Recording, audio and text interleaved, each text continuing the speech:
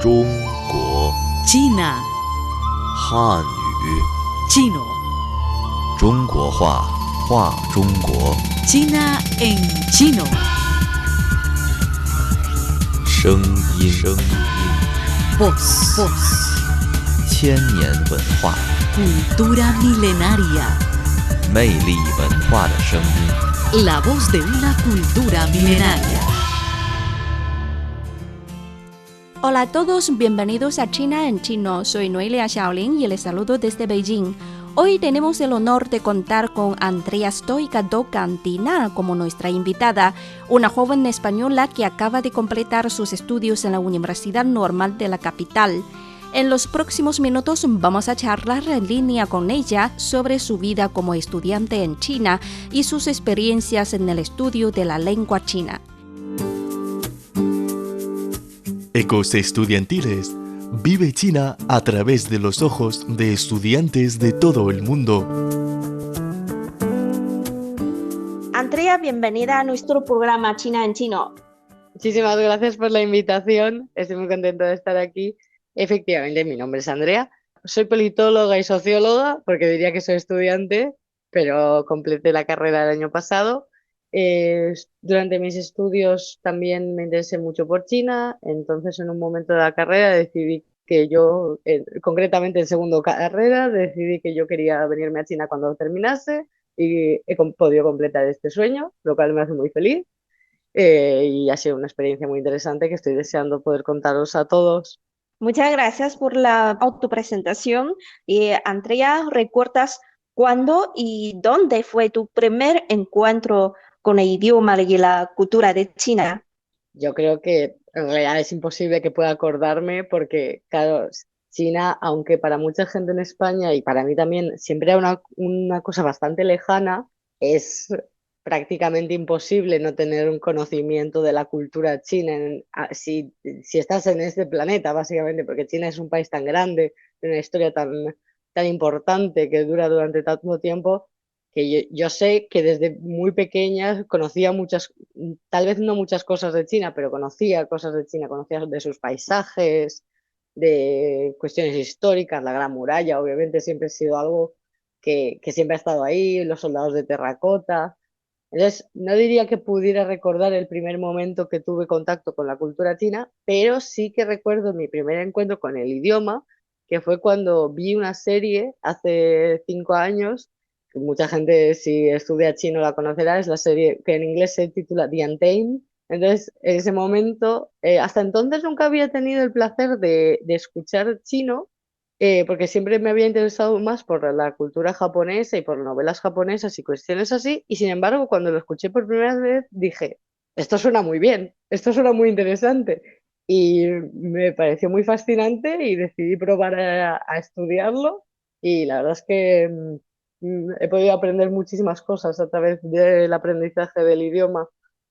Y tu especialidad previa es sociología y ciencias políticas. Entonces, ¿cómo surgió tu interés por el idioma y la cultura de este país asiático? ¿Y existe alguna relación entre esos estudios en España y tu interés por el chino? Yo, sin duda, la primera razón de mi interés fue más cuestión cultural, cuando pues, descubrí sobre novelas chinas, porque a mí me gusta mucho leer, es algo que me gusta mucho como actividad, además yo creo que es muy útil porque te introduce a muchas cosas nuevas y entonces mi primer interés fue más desde un punto de vista cultural, pero yo sin duda creo que mi interés en sociología y ciencias políticas hizo y contribuyó a mi interés por China, porque claro, China es una sociedad bastante distinta a lo que conocemos en España, muy distinta a lo que conocemos en España, y desde un punto de vista sociológico esto resulta fascinante, porque al final las dinámicas entre sociedades sí que acaban siendo parecidas o puedes establecer paralelismos, pero sigue siendo muy interesante de estudiar y de observar como las diferencias que se dan en cada sociedad. Y luego desde un punto de vista de ciencias políticas también me resulta muy interesante la organización de China, Y luego, desde un punto de vista del propio idioma, yo creo que el chino me resulta fascinante porque los caracteres siempre me han parecido una representación de la historia que es magnífica, porque dentro de los propios caracteres puedes ver muchos de los elementos culturales e históricos que han dado lugar a ese carácter, por los radicales que lo componen, por las ideas que se encuentran detrás de la composición de ese carácter, que sin duda como socióloga para mí es fascinante, porque digo, tengo delante de mis ojos miles de años de historia que puedo ver solo mirando este carácter. Entonces es algo que está interconectado porque es parte de quién soy yo como persona. Andrea, ¿qué nivel de chino has alcanzado hasta ahora?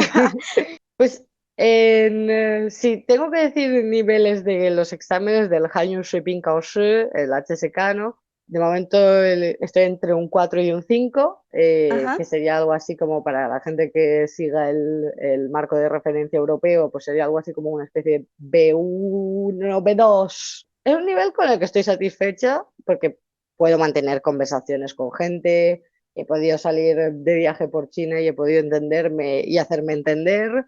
Sin duda, hay ciertas partes que todavía me cuestan, especialmente caracteres o una ampliación de vocabulario, pero estoy muy contenta de haber llegado a China y haber podido llegar a un nivel que me permita conversar durante más de una hora con una persona y aunque ¡Wow! necesite, ¡Maravilloso! sí, la verdad es que en ese sentido estoy muy contenta. Entonces, aunque necesite a veces utilizar mímica en vez de palabras propiamente dichas, yo creo que siempre es algo muy satisfactorio, sobre todo porque cuando no compartes el idioma, ningún otro idioma con otra persona y puedes utilizar chino para comunicarte, dices, bueno, esto me pone muy contenta, me alegro de poder utilizar esto para poder comunicarme Ajá. contigo.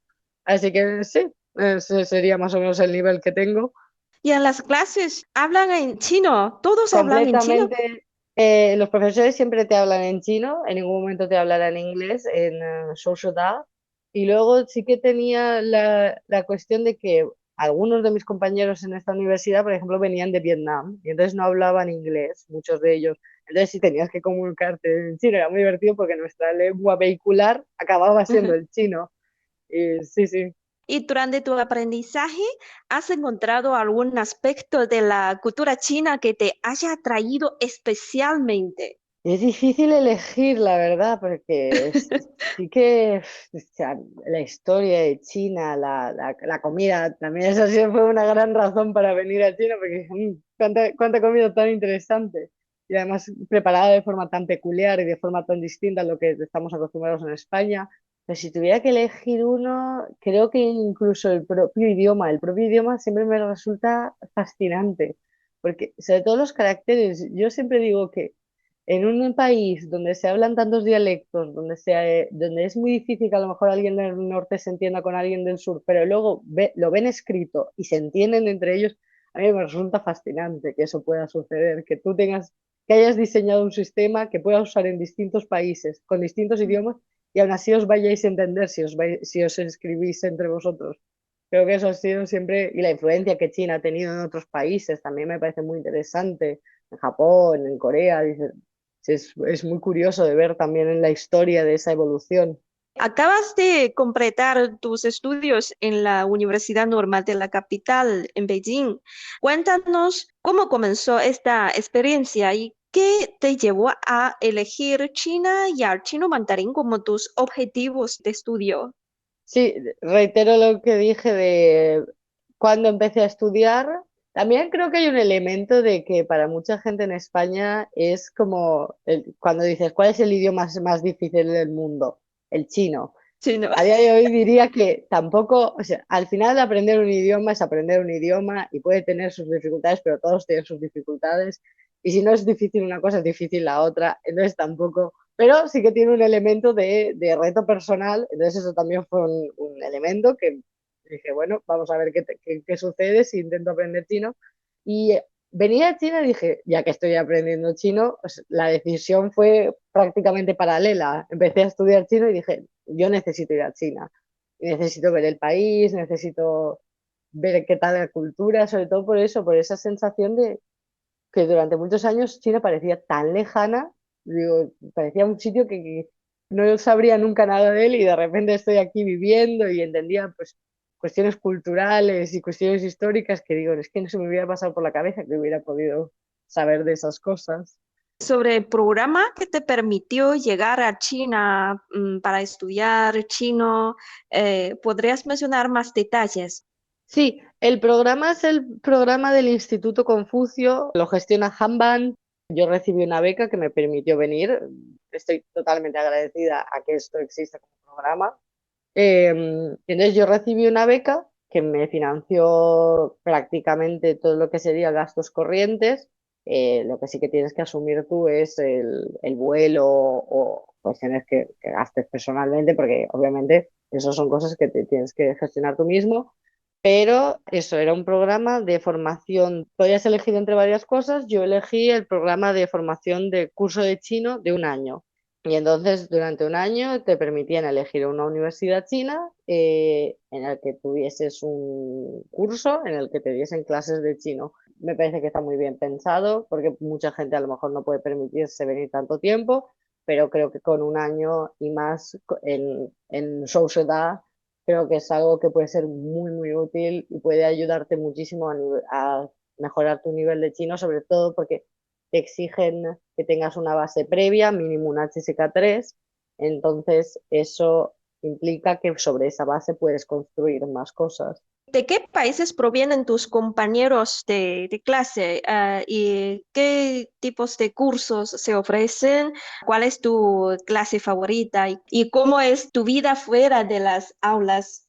El primer semestre era muy divertido porque todos mis compañeros eran coreanos, exceptuando unos pocos alemanes, unos alemanes que estuvieron como el primer mes, porque luego tenían solo un programa de verano, entonces se fueron pronto. Una chica argentina y dos rusas. Entonces la broma que hacíamos era que éramos cuatro occidentales y el resto eran todos asiáticos. Luego este segundo semestre tenía más gente de Vietnam, sorprendente, casi toda gente de Vietnam, algunas personas de Camboya. Pero sin duda una experiencia muy interesante porque nunca me había encontrado yo con personas de Camboya o nunca había tenido la oportunidad de hacer amigos con una persona de Corea. Entonces, eso también es una experiencia muy interesante. Y más si tenéis que utilizar chino para comunicaros, que siempre es muy interesante. Luego los cursos que se ofrecen, pues ofrecen, yo seguí más bien el programa, lo que sería el programa base, que es escucha, habla y lo que sería gramática y vocabulario. Aunque la verdad es que la universidad ofrece muchas cosas extra, ofrecen también clases de pintura o de escritura de caligrafía china tradicional, tenía esas clases extra de caracteres, a veces clases de danza, sobre todo de las minorías. La verdad es que Souseda ofrece bastantes cosas que me han parecido siempre muy interesantes. Lo único que había que elegir si quería hacer turismo o quería visitar la ciudad y quería visitar fuera. Claro, no puedes, y luego también que tienes que dedicar un tiempo a estudiar por tu cuenta, pues claro, necesitaba tener un tiempo para poder estudiar por mi cuenta y un tiempo para poder salir. Entonces yo elegí y dije, bueno, este segundo semestre sobre todo me limité a las clases obligatorias y utilicé el resto de tiempo también para estudiar yo y poder escuchar más cosas y poder practicar chino fuera del aula, porque si no, no puedo expandir en ciertos aspectos que sí que me gustaría poder tratar por mí misma. Bueno, ¿cuál es mi clase favorita? Mi clase favorita, sin duda, es la clase de gramática y vocabulario, lo cual tiene bastante gracia, porque dices, no sería la clase favorita, pero especialmente en mi primer semestre, yo creo que en esta universidad hay profesores muy buenos, estaba muy satisfecha con los profesores, además tienen mucha experiencia dando clases a personas extranjeras y se nota. Uno de mis profesores especialmente llevaba 30 años dando clases a alumnos extranjeros y puedes notar que ha desarrollado muchas estrategias para hacerse comunicar, porque a lo mejor no teníamos necesariamente un nivel tan alto y sin embargo entendíamos perfectamente todo lo que estaba diciendo durante toda la clase y eso requiere de muchísima energía mental para que puedas hablar siempre utilizando un vocabulario que la gente vaya a entender, entonces eran muy buenos. Y entonces mi clase favorita era el Hanyu, que la verdad es que creo que siempre ha sido muy útil porque me ha ayudado en lo que más carecía, que era sobre todo vocabulario, porque en cuestión de escucha no estaba mal, y hablar, la clase de oral también me ha sido muy útil, pero sin duda la clase de Hanyu me pareció muy útil. Me pareció una forma muy buena de empujarme a mí misma a expandir vocabulario, que era siempre algo que no trabajaba lo suficiente. Y fuera de las clases, hay mucha oportunidad de visitar Beijing ante todo, porque Beijing además es una ciudad muy interesante que tiene muchísimas cosas que hacer, puedes ir a un montón de sitios, los museos aquí me parecen fascinantes, los parques de Beijing son preciosos. Entonces, mucho tiempo ha sido dedicado a visitar. Luego también muchísimo tiempo he podido pasarlo conociendo gente en la universidad que son de todo tipo de países.